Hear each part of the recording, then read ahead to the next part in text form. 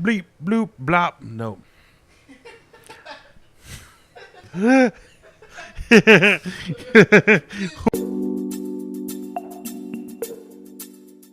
Welcome back, RodezTrip. Here we go. Gibson guitar. Do you know it? If you ever heard like an old school guitar, or if you're just familiar with like the classic looking guitar, that's a Gibson guitar you're thinking of. It's going bankrupt. Why? Allegedly it sucks now. So basically, they have been letting the quality slide, but the prices have stayed the same. Now, originally, Gibson was a bit more of a reasonable price guitar. It was like, you got pretty good quality for a really good price. Yeah, that's the thing. Price, low price.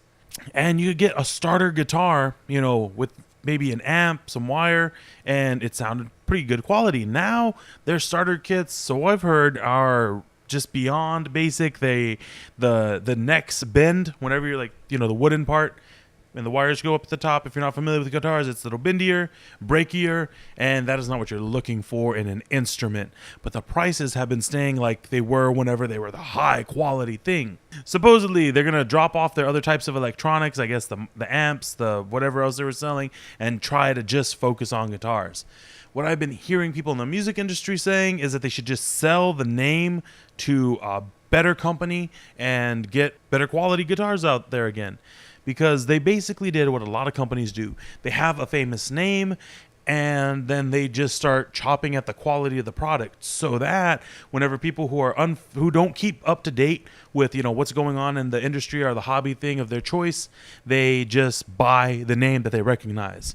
So think of names like Kodak for film. Think of Toys R Us. Think of, I don't know, restaurants that you've liked growing up.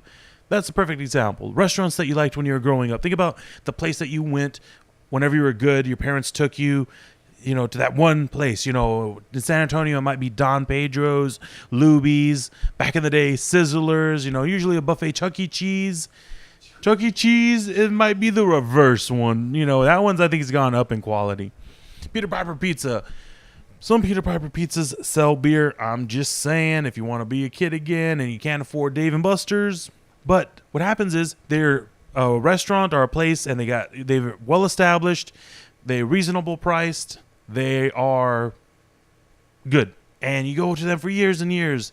But over time, the management, the people who own the business, they're like, you know what? I want to move on. I'm going to sell my company, or it's just inherited on, and the people who take control of it later just don't care as much. So they let the product slide, but they realize people are still buying what they're selling. And they're like, what? I'm actually making more money because I don't have as many people working for me. We're not buying high quality, materials. Yeah, materials. I don't know. Materials are inferior, or whatever they're using to make their stuff, or the process they're cutting corners on. They are saving money, but they're either keeping the prices the same or even raising them in some cases. And they end up making more money because people, like I said, that name got that recognition. And that's why you hear about failing businesses that used to be popular getting sold off for such high prices, because that name is worth so much money. You could be a high quality competitor. You could be a different brand of guitar, a different restaurant, and you have a much better product, or even service, in the case of things that have services, I don't know or care. And you're not going to be known because the other people have their name out there already, so it's worth it for them to buy your name. And that's been happening a lot lately. What do you think about it? Have you been gone to a childhood restaurant or some other place, the service is no longer up to quality, blah, blah, up to par? I don't know. I don't care where I was going with this. Thanks for listening, guys. What do you think? Complain about stuff with me. So, real quick touch base back on Gibson guitars. Apparently, most of their company, or at least the company's Gibson innovation businesses, largely outside of the U.S. Now, if I'm not mistaken, it used to be mostly in the U.S. And that is another thing that has been happening with a lot of traditional American companies. Budweiser, Gibson guitar, everything else you love. And I think that might be part of it. I think they're changing. Blur. Do you know what I mean? You know what I mean? Exactly what I mean. I don't know. They're just saying, man, especially a big name. American names are worth more in other countries, I think. Conspiracy. opportunities, and they do not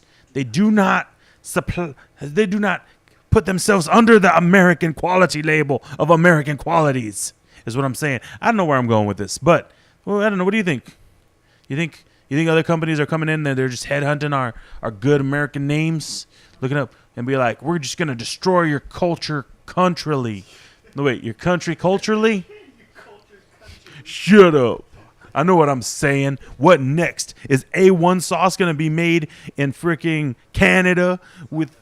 It's going to have hickory in it. Oh, you know what I just saw today in the market? Bacon-flavored syrup. That is delicious sounding, but you know what?